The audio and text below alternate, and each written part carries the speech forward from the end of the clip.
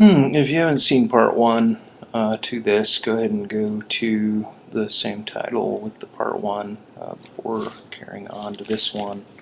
I'm trying to, on the spur of the moment, find what I'm sensing is kind of a paradox going on with Gary in terms of his characterization. Instead of protecting him as a character icon on the tubes any longer, which was something that I cared to do in the face of Meridian Frost or even Anton or other people that wanted to have at him. I was um, not wanting and encouraged them to not interact with him until it was,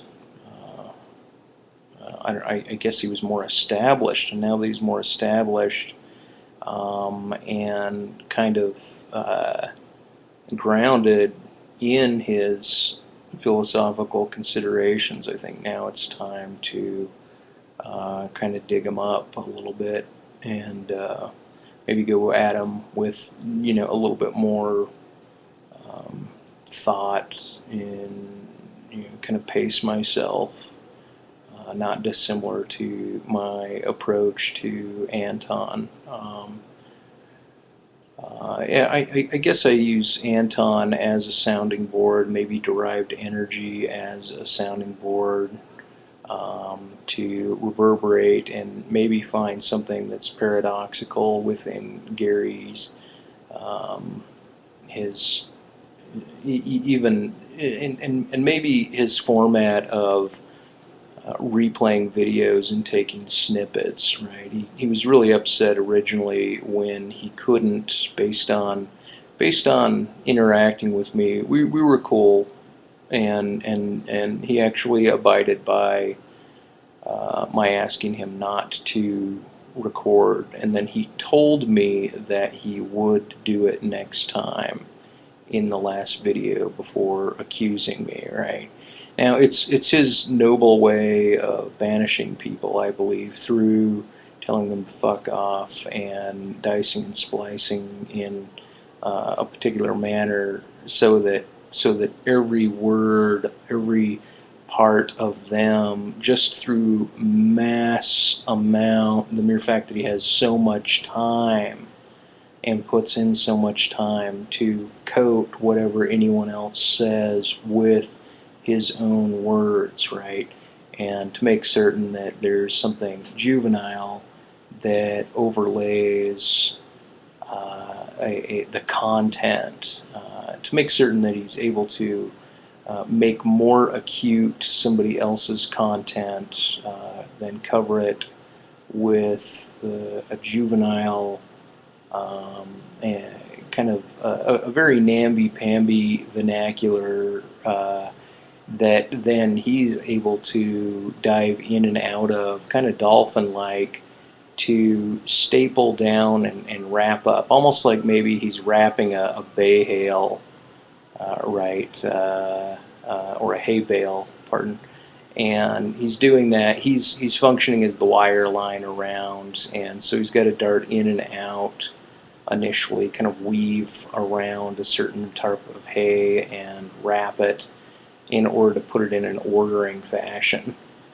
And I don't know, other people have used, I mean, Anton used lapdog or pant pole, trying to find an analogy, thinking Gary would respond in that manner. And Anton still has to maintain his civil discourse. He's limited to it, and I believe more so by his social environment is his scholastic need to remain civilized and point towards the civilized self, where Gary has no qualms with breaching any civil discourse.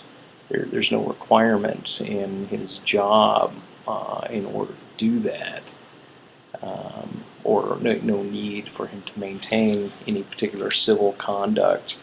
And I had pointed that out as part of my paradox with Anton. So to carry on with Gary, though, Gary uses an antinatalist argument without necessarily interrogating his father or his mother as far as their desire to see their son go through the irrational process of bearing children and raising children and maintaining good mammalianhood through simply regeneration of self and like genes. Instead, what they have is they have somebody that's using rationalization and like Anton trying to point out ego and ego displacement, which I think is a whole new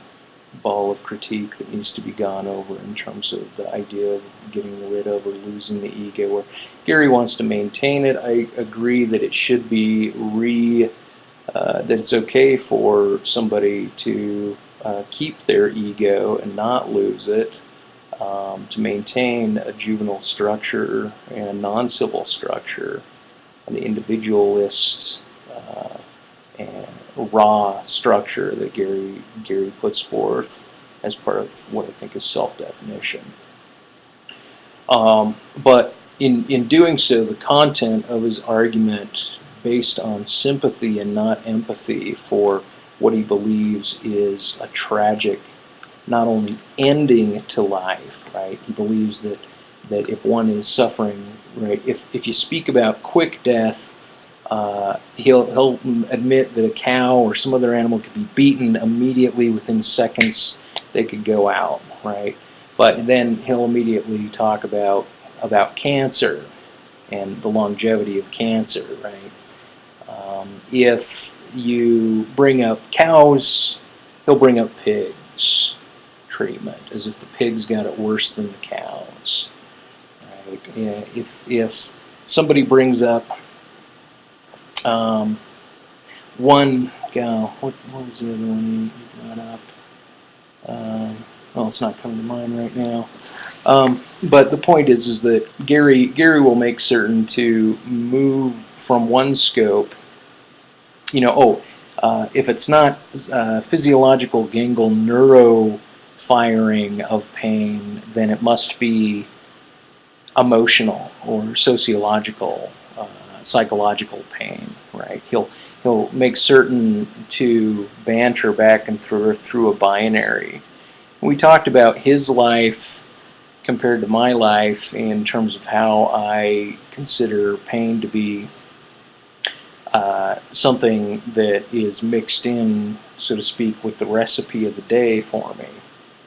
I take plenty of pain meds, suffer chronic pain, read my world through pain, even consider the forthcoming pain to be a psychological plus in certain respects, because I know what follows and I know what's entailed in dealing with greater pain. Where Gary might get bitch slapped, kind of open-handed, he might stub his toe, or he might get jarred and think he's tasting something that can be a reflection of what he imagines the terror of his demise in some carnal, very violent, horrific terror of being gnawed down by a bear. Where my experience with multiple spinal breaks and bone replacement and multiple bone breaks and all of this carnage is that what I believe is that when we get close to the moment of blacking out to death, if the mind isn't spitting all of this morphine or things to keep the mind occupied or displaced away from the pain, that even the brightness, the loudness of the pain itself is not so loud that it is unbearable, meaning one would bear it to death. So, in fact, I think his antinatalist argument, instead of a reflection off of maybe his dad's greater desire to not see his son end the Y line, unless he's got a brother that has extended this way, Gary has taken on a rational, logical position as justification, not only to himself, but maybe to rid the fact that this hasn't occurred in his life to himself. Everyone, I think, rationalizes their life around themselves instead of seeing the benefit. But my point is that the notion of not breeding for the sake of avoiding suffering seems absurd to me. Right now, if pleasure and pain are considered binary opposites, which I don't believe they are, I think that they are weaved together and fed. They feed one another. And to me, it's mixed, right? To Gary, they're separate. But what I'm suggesting is this: that Gary, that the idea of the antinatalist opposition to pain is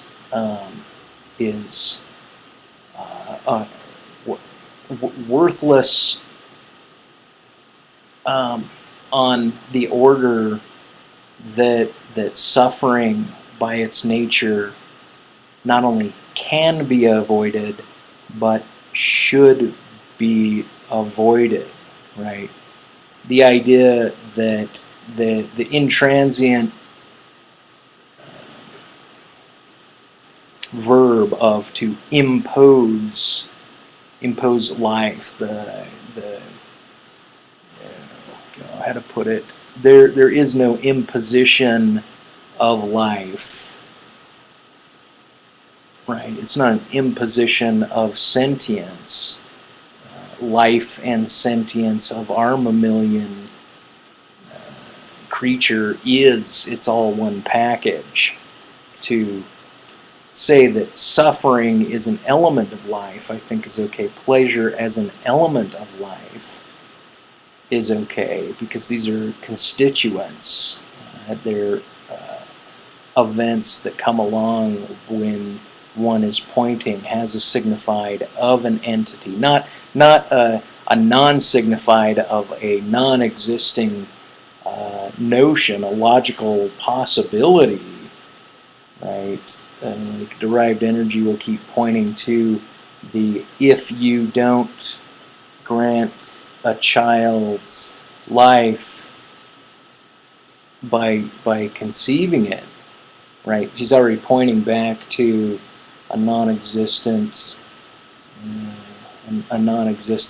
signified and granting it a context, such as we do when we refer to things after death. We refer to what would somebody do if they were around, in kind of these hypothetical imaginings, these hopeful imaginings of these assumptions based on their habits. And so, God, I'm still not getting quite to the paradox that I would like to get to. Maybe there's a part 3 to this.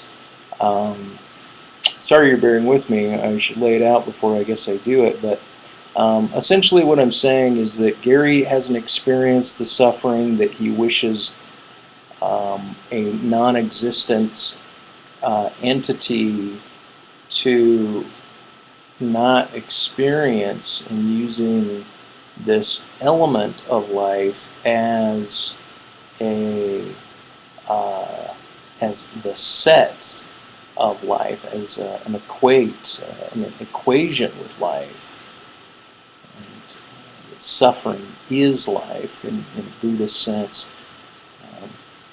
I think it's a misnomer, and I think he's lying to us.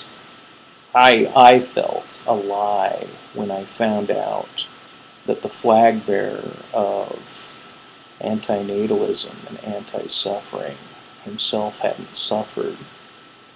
Like he keeps falling down on the bunny slope of the ski resort, and then he says, no one should go skiing because they might fall down on them black diamond moguls and get an ouchie, right? They might fall down, go boom. No one should go boom. No one should go boom on the bunny slope. No one should go boom on the black diamond moguls. And yet I'm not so absurd as to say that a doctor should use drugs when learning what drugs do. There's got to be a separation to some extent. Okay, maybe